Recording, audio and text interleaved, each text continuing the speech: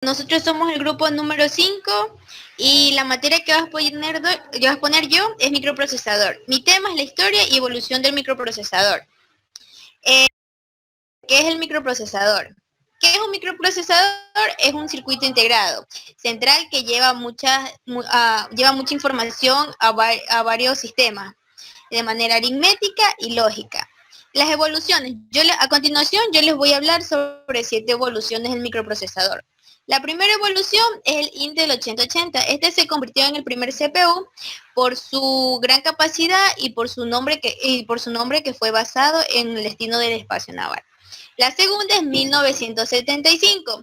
Se llamó Motorola 6800 porque tiene 6800 transistores aproximadamente. La tercera, 1976, se llama el Z80. El Z80 fue construido con una tecnología muy avanzada, la cual también se pudo ampliar y construir una gran introducción de circuitos. La cuarta, 1982, el Intel 80286. El Intel 286, más conocido como 286, es un gran procesador que ejecuta en varios software en la escritura. El 2011, el Intel Core Sandy Bridge.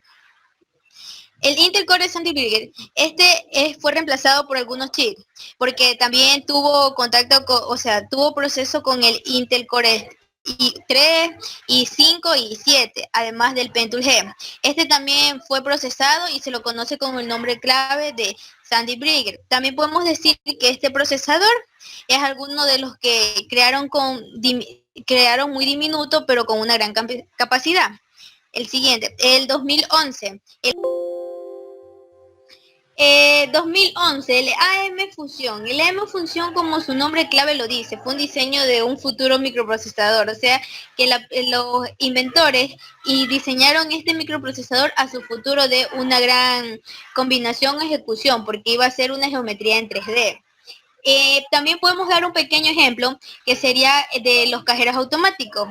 En base a los cajeros automáticos tienen un mini microprocesador, el cual fue encajado para que pueda detectar la clave de los usuarios y así poder seguir con el proceso. Mi conclusión.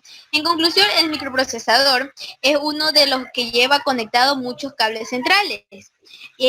Luego de esto, la primera y la segunda generación los inventores generalizaron construyendo un microprocesador más pequeño para así poderlos adaptar a su nueva tecnología. Gracias. Bien, en este momento empezaremos a hablar sobre la materia de soporte de dispositivos móviles con el tema comunicación inalámbrica. Primero vamos a empezar definiendo qué es una comunicación inalámbrica. Este tipo de comunicación es aquella que no requiere de un medio físico para poder que se produzca la comunicación, es decir, la interacción entre un emisor-receptor para la transmisión de un mensaje o código, ¿no? Este tipo de comunicación se dio paso por primera vez en 1880 con la colaboración de Graham Bell y Charles Sommertainter con la aparición del fotófono, el primer aparato de comunicación sin cable. También, ahora, ¿cómo se constituye una señal inalámbrica? La señal inalámbrica es efectiva en cuanto a la velocidad de transmisión de datos. La comunicación inalámbrica basa su estructura en ondas de radiofrecuencia y también como característica principal tiene la libre movilidad y flexibilidad. Ahora, existen varios tipos de señal inalámbrica. El Internet es una de ellas, también se ha beneficiado de esta tecnología, ya que ha contribuido para que aparezcan servicios generales, ¿no? También esta red es utilizada en hogares y en las industrias. Y entre los más comunes tenemos a Zigbee, que es una alternativa, que se puede considerar una alternativa de la red Wi-Fi y el Bluetooth, ya que no requiere de mucho ancho de banda. Tenemos a la red Wi-Fi, que es en la que permite que los dispositivos se conecten desde cualquier ubicación, y la red Bluetooth, que permite la comunicación entre dispositivos digitales para la transmisión de datos, ya sea esta de una cámara digital o desde una computadora hacia una impresora, ¿no? Lo único que se requiere es que esté dentro de la misma red. A continuación vamos a introducir un video explicativo de cómo funciona otra de las redes, de las redes inalámbricas, que es la telefonía móvil. Estaremos haciendo el análisis de red de telefonía móvil. Lo esencial de las comunicaciones inalámbricas es el medio por donde va a viajar la información. En este caso, ¿cómo viaja la voz? Se compone principalmente de dos elementos importantes, los cuales son las antenas base, las cuales van a estar conectadas entre sí de forma hexagonal. Es decir, no existirán puntos muertos entre ellas para que la comunicación se produzca de manera efectiva. La segunda parte importante de las telefonías móviles son los equipos terminales, o lo que comúnmente conocemos como teléfonos celulares. Dentro de estos dispositivos viene incorporado un micrófono, el cual va a recibir la voz en forma de señal de ceros y unos, que es el lenguaje que entiende el dispositivo. Se procesa esta señal y en la antena que se encuentra dentro del mismo dispositivo, esto se va a procesar como una onda electromagnética, un espectro electromagnético. Esta onda será recibida por la antena, la cual va a convertir esa onda electromagnética en pulsos electromagnéticos, los cuales van a pasar a la base de la antena. Una vez procesado, esos pulsos electromagnéticos se van a dirigir hacia la antena de destino, y esta antena la va a recibir como pulso electromagnético, ¿sí? Y la va a convertir en una señal, una onda electromagnética, la cual va a ser receptada por la antena del dispositivo destinatario. Es así como se produce la llamada entre dispositivos. Bien, como podemos notar, la flexibilidad y libre movilidad que ofrece este sistema ha resultado eficiente y favorable para los usuarios al momento de realizar labores cotidianas, ya sea en el estudio o en el trabajo. Después de haber analizado el funcionamiento de las redes inalámbricas, podemos denotar las siguientes conclusiones. Las comunicaciones inalámbricas son el tipo de comunicación más utilizado en la actualidad. Este tipo de comunicaciones está basada en ondas de radio emitidas por antenas base, las cuales están ubicadas estratégicamente para que no existan rupturas dentro de la comunicación. Y como punto final, tenemos esta tecnología ofrece muchos beneficios a nivel de cobertura, bajos costos de infraestructura, entre otros. Muchas gracias.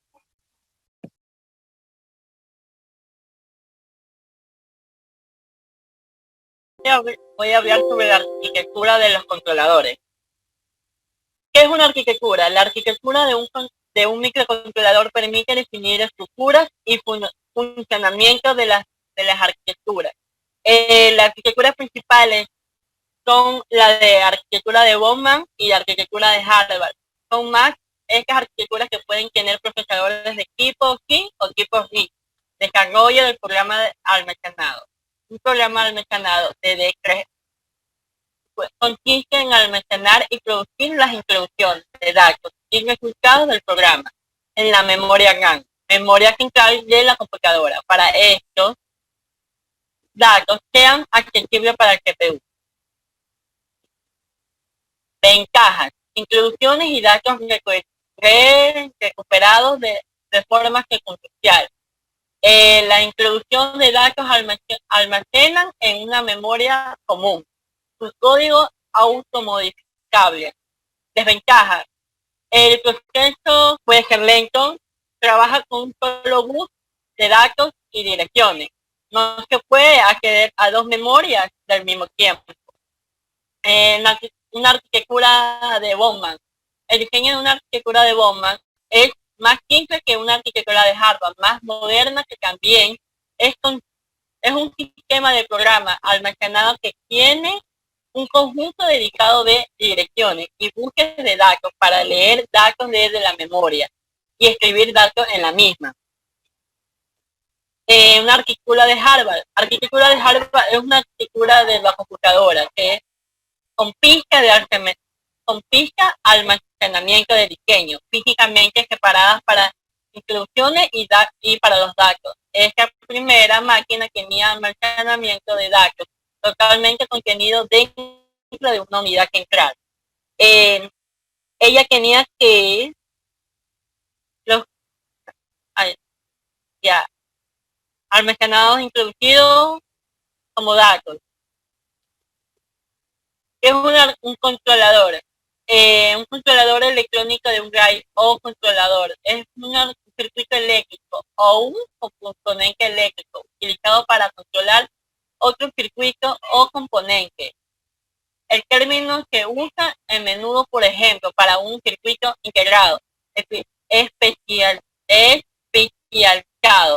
en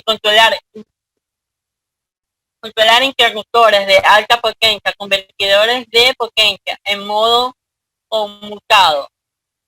Un amplificador también se puede ser considerado como un controlador para altavoces. ¿Qué son los microcontroladores? Un microcontrolador es un circuito integrado, programable, capaz de ejecutar la orden grabada en su memoria. Un microcontrolador incluye en su interior las tres principales unidades funcionales de una computadora: unidad central de procesamiento, memoria y periféricos de una entrada y salida. ¿A dónde se aplican los microcontroladores? Tenemos un modo que ya está en este año 2020, todo ya viene a ser más inteligente, como puede ser, vivimos en un tiempo que está desarrollado tecnológicamente. Estamos rodeados de todo tipo de aparatos, como presentaciones, cámara de video, fotografía, reproductores, videojuegos, máquinas, automáticos, y gracias por escuchar. Debido a problemas técnicos, nuestra compañera no va a poder presentar la materia de mantenimientos de dispositivos informáticos con el tema optimización de memoria, pero junto a mi compañero lo vamos a proyectar. Empecemos definiendo qué es la memoria de un dispositivo informático. Como conocimiento general, la memoria de un computador es una de las herramientas más importantes, ya que es la que permite el almacenamiento de datos y programas para su correcto funcionamiento, la cual se encuentra albergada en la placa madre, en donde podemos encontrar los tipos de memoria que son RAM, que es donde se almacenan los datos de forma temporal, y la memoria ROM, que es la que nos ayuda a guardar nuestros datos e información de forma permanente. Pero, ¿cómo podemos optimizar la memoria de un dispositivo informático? Como es de conocimiento, la memoria RAM es aquella que nos permite almacenar datos de programas temporalmente para la ejecución de tareas simultáneas dentro de un ordenador. ¿Cómo podemos mejorar su rendimiento? Es importante tener ese tipo de conocimiento, ya que podemos ayudar a que nuestro dispositivo funcione de una manera óptima y eficaz. Entonces, existen varios métodos para poder optimizar la memoria RAM. Una de estas alternativas sería la instalación de optimizadores de memoria. Por ejemplo, Minime, un optimizador de memoria para Windows, es totalmente gratuito. Dicho programa permite seleccionar los componentes que optimizarán el buen funcionamiento del equipo. Y también se pueden encontrar optimizadores como Wise Memory Optimus, entre otras. También tenemos mantenimientos a software. Este tipo de mantenimiento es muy recomendable, ya que al no hacerlo, la ejecución de tareas simultáneas se volverá mucho más lenta y cada vez más frecuentes. Esto nos ayudará a que la memoria trabaje de forma mucho más eficaz y precisa. Adicional, tenemos la instalación de software libre, que es otra de las alternativas que podemos utilizar, ya que estos dispositivos no se requiere tanto trabajo a la memoria RAM, es mucho menor, y el trabajo que emplean es mucho menor. Un claro ejemplo de esto puede ser Ubuntu de Linux, es una alternativa si no nos encontramos en condiciones de invertir excesivamente en el mantenimiento de nuestro ordenador. A continuación, mi compañero. Buenas, yo voy a dar, ¿cómo se llama? ¿Cómo optimizar la memoria desde Windows mismo? Para optimizar la memoria, abrimos primero administrador de tareas. En administrador de tareas podemos desactivar los procesos o programas que se ejecutan cuando se inicia Windows. Vamos aquí en inicio de Windows y vemos el estado, los programas que están habilitados desde su inicio, como que tenemos Java, el driver del audio, Cortana, Spotify y Windows Security. Vemos su estado, que la mayoría están habilitados, y su impacto de inicio: alto, medio, no medido. Otra manera para optimizar la memoria es cerrando programas o procesos innecesarios. Nos vamos a procesos y vemos el estado y el consumo de energía y los nombres y los programas en el que está ejecutándose actualmente. Otra manera de optimizar la memoria es desfragmentando tu disco duro. Vamos a la búsqueda de Cortana y ponemos desfragmentar y optimizar unidades. Abrimos y nos aparecerá esta pantalla de aquí. Aquí podemos optimizar tanto la memoria del disco duro y la memoria personal de uno. Optimizamos y ahí se está optimizando. Otra manera de optimizar la memoria es descargando programas, tanto como Cleaner, Gallery, Útiles y PCMic. Una vez analizado de manera general lo que es la optimización de memoria y haber entendido su correcto funcionamiento y para qué sirve, para qué nos puede servir, podemos denotar las siguientes conclusiones. Primero, optimizar la gestión de la memoria para mejorar el rendimiento de la misma, para que el funcionamiento sea correcto y eficaz. Segundo, dar un mantenimiento de software y hardware periódicamente, ya que esto ayudaría a que podamos identificar posibles fallas antes de que puedan dañar nuestro dispositivo. Y prestar atención a las posibles señales de malestar del ordenador, como puede ser ejecutar los programas muy lentos, no poder abrir de manera rápida las pestañas simultáneamente y hasta que finalmente no responda el programa. Muchas gracias.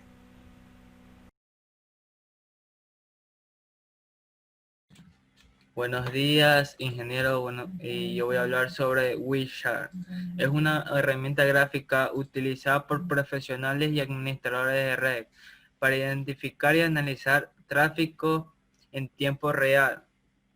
Una de las características de Wishart son las siguientes, que permite obtener detalladamente la información de protocolos usando paquetes capturados. Filtran los paquetes que cumplen con un criterio definido previamente. Realiza la búsqueda de los paquetes que se cumplen con un criterio definido y permite obtener estadísticas. Voy a darle un ejemplo de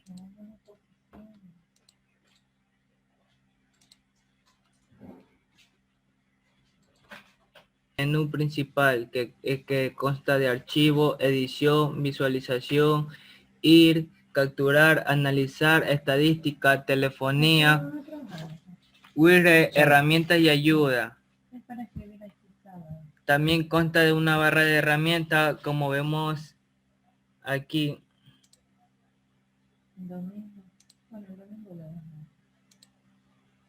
Consta de una barra de herramientas. También consta de una área de filtro. Yeah. Vamos a capturar datos de entrada de Ethernet. Vamos a iniciar una captura.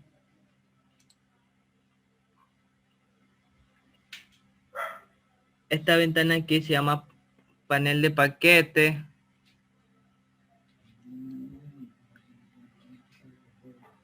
Panel de detalles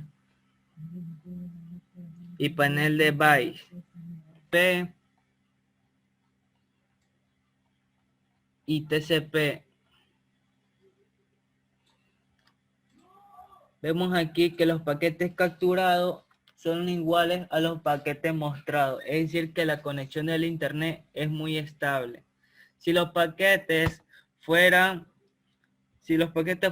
inferiores a los mostrados, es decir que nosotros tenemos una conexión inestable.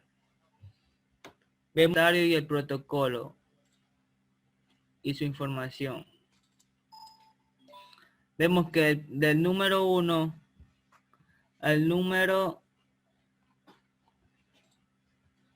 94 tienen un tiempo 0. Del número 95 al número 98 tiene un tiempo de 2 segundos. Vemos el destinatario, vemos su protocolo, su información.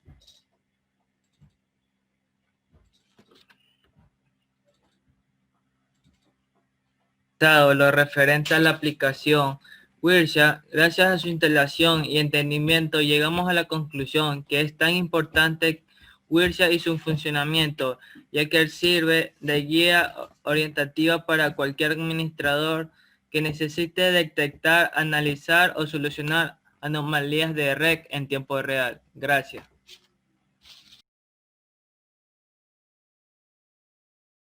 Bien, ahora hablaremos sobre la materia de laboratorio de electrónica.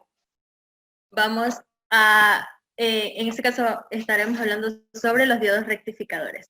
Primero empecemos definiendo qué es un diodo rectificador. Este dispositivo electrónico es un semiconductor, es decir, que va a permitir el paso de la corriente. Se compone generalmente de dos capas, capa P y capa N. En la capa P se encuentran huecos introducidos por los átomos, y en la capa N, en la zona N, tenemos los electrones en exceso. Ahora, ¿cuál es su principal función? El principal objetivo consiste en separar los semiciclos positivos de una señal de corriente alterna, polarizándolos de forma directa y así permitiendo el paso de la corriente. Existen varios tipos de diodos rectificadores. Tenemos el diodo rectificador de media onda, el diodo rectificador de onda completa con trafo de toma intermedia y el diodo rectificador tipo puente. Pero estaremos hablando específicamente de los dos primeros casos. En este caso tenemos el diodo rectificador de media onda. Como vemos en el siguiente ejercicio, la tensión de entrada será senoidal. Es decir, se encuentra polarizado de forma directa y permitirá el paso de la corriente. Cuando la tensión es negativa, se polariza de forma inversa y no permitirá el paso de la corriente. Y aplicando la ley de Kirchhoff podemos obtener la tensión que recae sobre el diodo y la corriente que pasa por el circuito. También tenemos el diodo rectificador de onda completa con trafo intermedio. El trafo aísla la carga de la corriente alterna de entrada. Durante el ciclo positivo, el primer diodo va a conducir y el segundo se va a encontrar sesgado, ya que la corriente va a pasar en sentido horario. Lo mismo ocurre con el diodo número 2. Mientras este conduce, el primer diodo se encuentra sesgado. Ahora, para entender un poco mejor de manera visual lo que es la función del diodo rectificador con trafo de toma intermedia, tenemos aquí un simulador en tiempo real para entender mejor el funcionamiento del diodo rectificador de onda completa con trafo intermedio, ¿no? Como podemos ver, aquí tenemos un simulador de circuitos en línea. Ponemos aquí donde dice nuevo circuito y se nos habilitará para poder realizar la simulación. Ya. Bien, como podemos ver aquí tenemos los componentes para armar nuestro circuito de onda completa con trafo de toma intermedia. Aquí vamos a cambiarle la frecuencia a 60 Hz para que pueda funcionar de manera correcta. Ahora nos dirigimos aquí a conexión eléctrica para poder hacer la conexión entre los dispositivos. Aquí vamos a conectar la entrada de la señal con el transformador. Esto va conectado al diodo, a los dos diodos que vamos a utilizar, y la tercera pata va conectada a tierra. Ahora, tenemos aquí, tenemos la resistencia de un A, que esto va conectado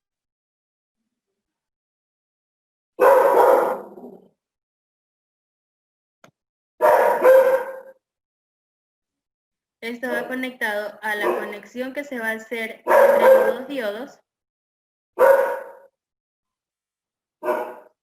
A la conexión que se va a hacer entre los dos diodos.